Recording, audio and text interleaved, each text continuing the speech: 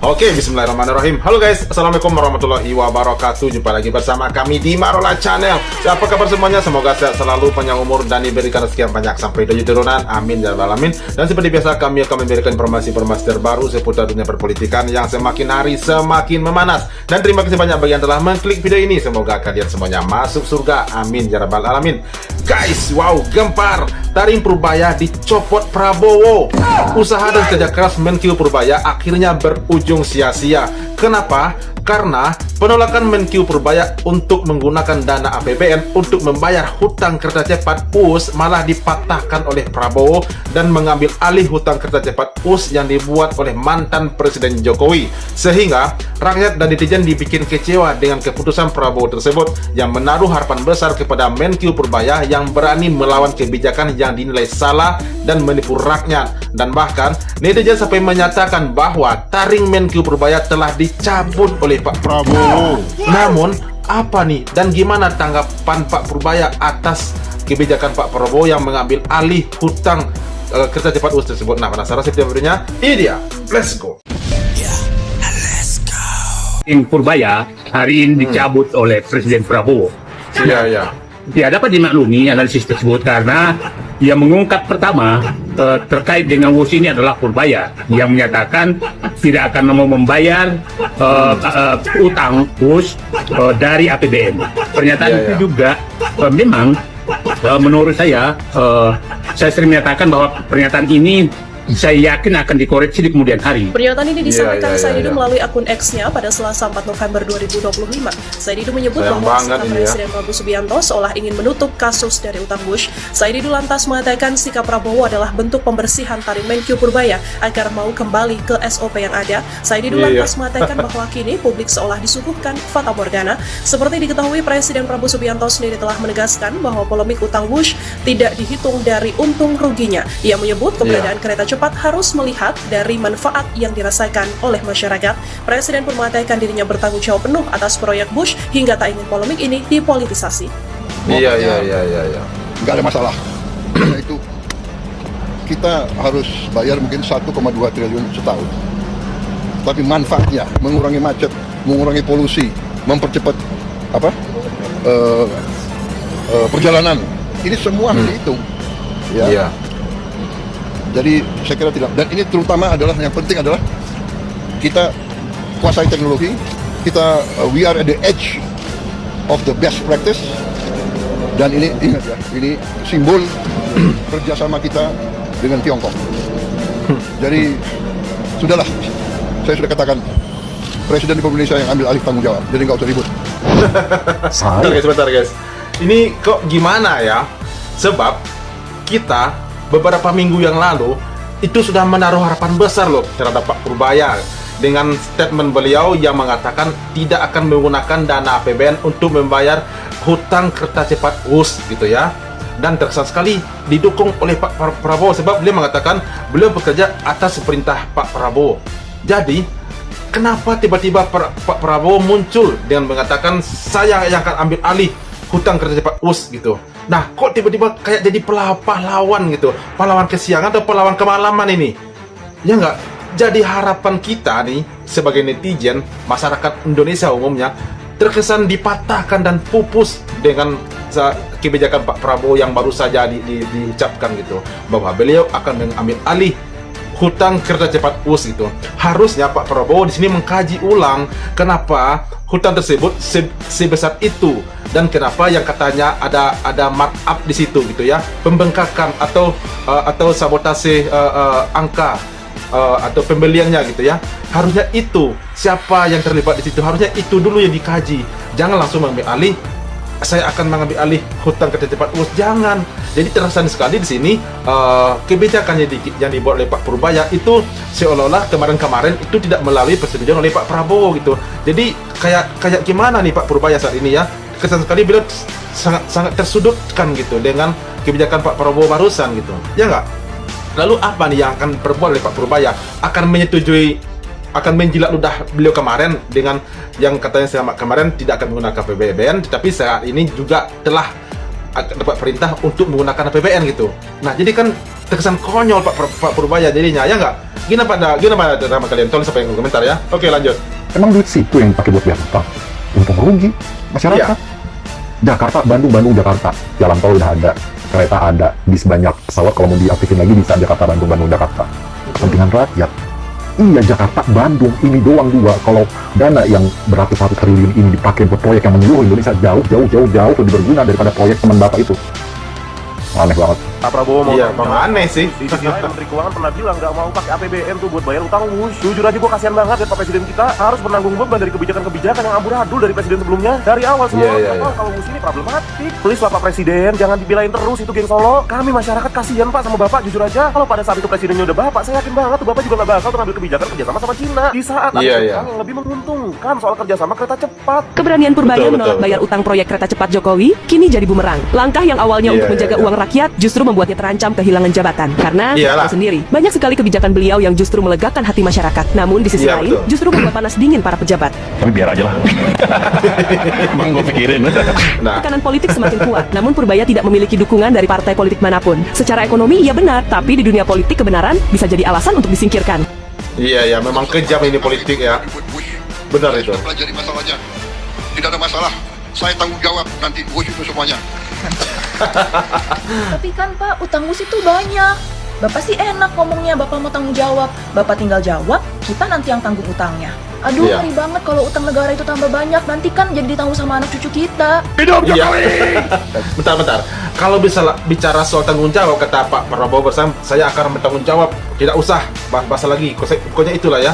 Kalau masalah bertanggung jawab, beliau kan cuma 5 tahun. Sementara ini hutang kereta cepat WUS ini itu 60 tahun. Ratusan triliun itu akan ditanggung oleh anak cucu kita kemudian hari gitu. Sementara umur Pak Prabowo sekarang berapa? Ya nggak? Syukur-syukur satu periode ini umur beliau sampai. Terus habis itu siapa yang lanjutin? Tetap kembali ke rakyat. APBN itu uang rakyat, ya nggak? Jadi kalau beliau mengatakan saya mengambil alih permasalahan tersebut, ya itu kebijakan yang keliru mungkin ya. Itu mau pakai uang sendiri, ya kalau pakai uang sendiri nggak apa-apa ya. Tapi kalau masih menggunakan APBN, itu rakyat yang ambil alih, bukan bapak, ya nggak? Ini kok gimana gitu ya? Kok bisa seperti ini? Yang tadinya kita sudah semangat, sudah penuh harapan dengan kebijakan Pak Purbaya, ada seorang menteri yang benar-benar jujur dan tulus mengabdi untuk rakyat. Malah ada yang dipatahkan, yang matain siapa? Pemimpinnya. Istilah orang Minang nih ya. Ini tongkat yang membawa rebah ini gitu ya. Tungkek yang membawa rabah itu ya nggak? Itu istilah orang Minang. Tongkat yang membawa jatuh itu makanya. Tiang yang meruntuhkan itu istilahnya, ya nggak? Aduh gila. Ini gimana nih tanggapan Pak Anies nih soal polemik WUS ini? Coba kita simak. Ingat, pernah ada pembangunan kereta api cepat dari Jakarta ke Bandung. Yang menanggung adalah rakyat dari Sabang sampai Merauke. Yang merasakan segelintir orang. Inilah contoh. Iya. Bagaimana ke depan? Kita harus lebih memastikan program-program yang dibiayai oleh rakyat dirasakan oleh rakyat. Jadi, energi fiskal, energi politik harus diarahkan ke meja makan keluarga dulu. Betul. Bansos yang datanya benar, bantuan yang bisa sampai tanpa potongan, layanan yang cepat kepada warga, itu yang betul-betul dibutuhkan. Betul. Iya. Ini teh ceritanya gimana ya? Jadi Pak Prabowo pasang badan gitu untuk masalah proyek kereta api cepat Jakarta-Bandung ini. Padahal hampir semua ahli mengatakan bahwa banyak pelanggaran yang terjadi dalam proyek kereta api cepat Jakarta-Bandung ini.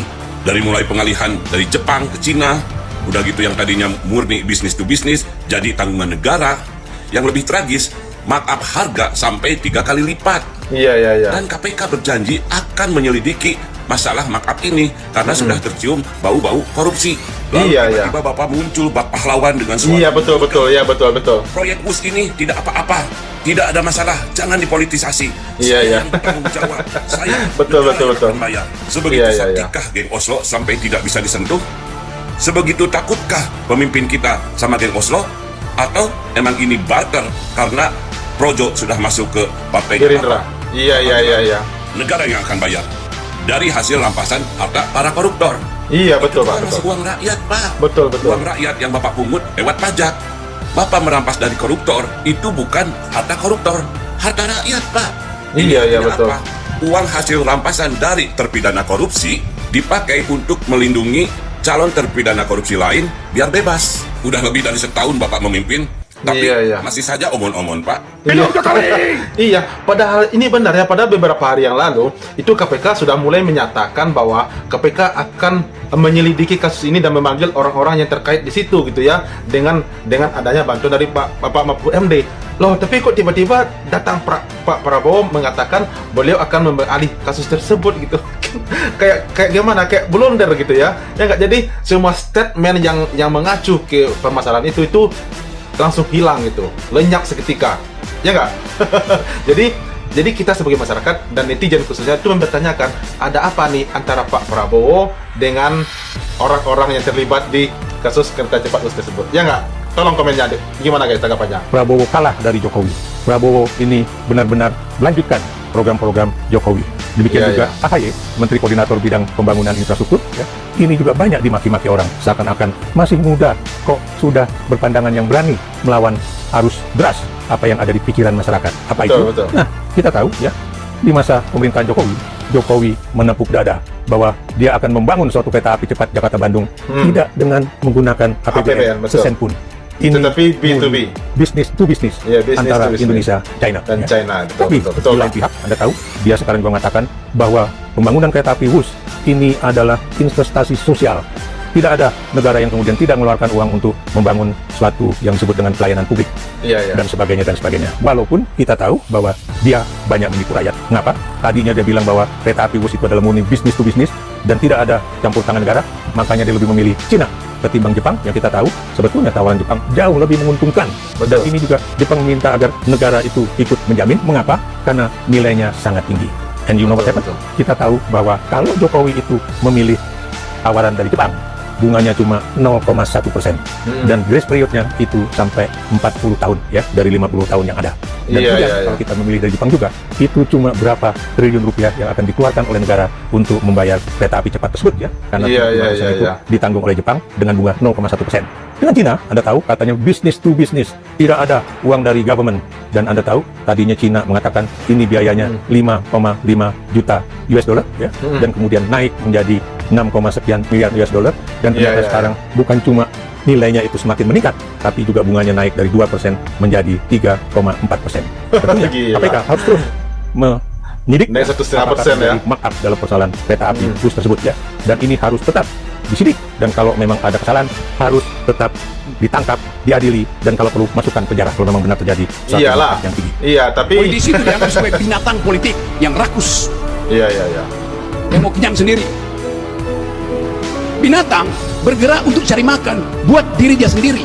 Gila. Manusia bahkan yang udah kenyang masih mau merampas makanan orang lain, itu namanya koruptor. Hidup Jokowi. Iya benar itu yang disampaikan Ricky itu benar.